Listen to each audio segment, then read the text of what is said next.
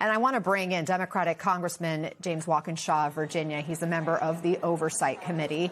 Thanks for joining us, Congressman. Let's start with the stakes of this trip. The AP notes in recent weeks, Trump has lambasted Prime Minister Keir Starmer over his unwillingness to join U.S. military attacks on Iran, dismissing Britain's leader as not Winston Churchill, the World War II prime minister, who coined the phrase special relationship for the UK-US bond. Congressman, of course, the king is a figurehead. He doesn't actually govern in the UK, but could this visit help with US-UK relations? Well, look, I think the royals, for all their faults, they take a long view, and they recognize that Donald Trump's time in office is waning. It will come to an end in a couple of years, and I think they want to ensure that the transatlantic relationship and alliance endures long beyond Donald Trump. So they're going to, I think the king today will subtly, delicately do his best to hold that alliance together, to call on those of us in Congress to support that alliance in the hopes that it can survive Donald Trump's efforts to destroy it. You're part of the Epstein survivors meeting today amid this visit by the king. As we mentioned, his brother Andrew's faced considerable fallout from previous ties to Epstein, and King Charles has declined to meet with these survivors on this trip, pointing to the ongoing investigation in the UK. How's that response being received? It's disappointing. I think it's a huge missed opportunity. And look, if you put yourself in the shoes of these survivors, we had Attorney General Pam Bondi refuse to meet with them and discuss the release of the files with them. Now we have the king refuse to meet with them. It's yet another kind of slap in the face, as they have courageously advocated for transparency and accountability. It would have been very powerful for the king to sit with them and just say, I hear you. I respect what you have gone through, and I'm going to do everything in my power to ensure that there's justice. It's disappointing that he's not going to do that. Your Democratic colleague, Congressman Ro Khanna, is the one who organized this roundtable next hour. And here's what he told Morning Joe today about the king declining to take part and what we could hear during the address to Congress. Watch.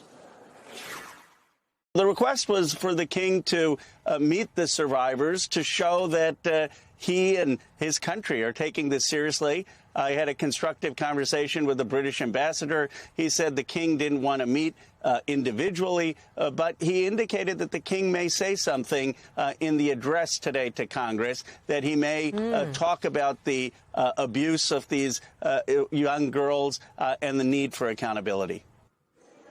What do you think survivors want to hear from him in that venue?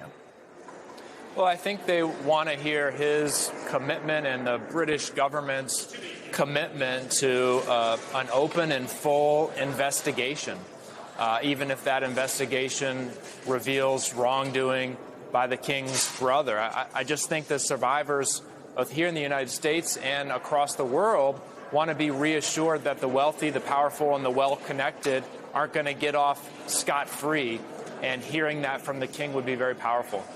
Are the survivors you talk to frustrated? I mean, how many of these roundtables and public appearances calling for accountability will it take? Yeah, look, and we had the First Lady come out a couple weeks ago and say that there should be a congressional hearing for the survivors to tell their stories. What they say is they've told their stories. They've been very public. Those who are comfortable and able to do it have told their stories. What they want now is action. They want governments to take action, whether it's here in the United States or in the UK. The time for talk is over. It's a time for action. That's what they want to see.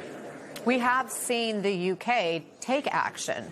There are criminal investigations that have been opened. The former prince lost his title, lost all kinds of royalties that came with it. Why does it appear that there's been more accountability for people with Epstein ties in the UK than here in the U.S.?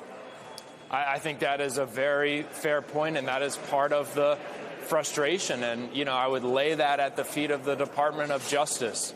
Not only have they not released the files, they continue to redact files, and they've refused, in my view, to follow up on a lot of issues that have been revealed either through the files or through the Oversight Committee's investigations. Key figures close to Epstein and Maxwell never even interviewed by the FBI. FBI doesn't have all the facts. DOJ doesn't have all the facts. That could lead to additional prosecutions if they ran everything down. So far, the DOJ, now led by Todd Blanche, is refusing even to consider that.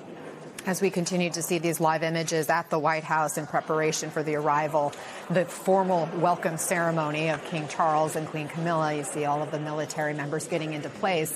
But coming back to the Epstein files and the ongoing investigation on your committee, the Oversight Committee, where do the efforts to depose former AG Pam Bondi and acting AG Blanche stand at this point? And are Republicans on board to keep pushing?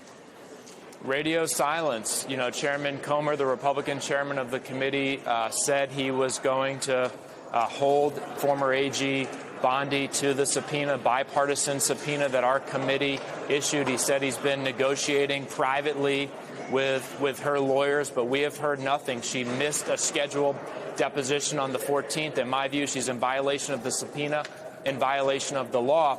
We're going to look at contempt charges for her and ask our Republican colleagues to join us in a good faith effort to enforce Congress's oversight role. This was a bipartisan subpoena. She doesn't get to choose whether she's going to comply with it or not. She has to show up and answer questions. Congressman James Walkinshaw, thank you so much for joining us.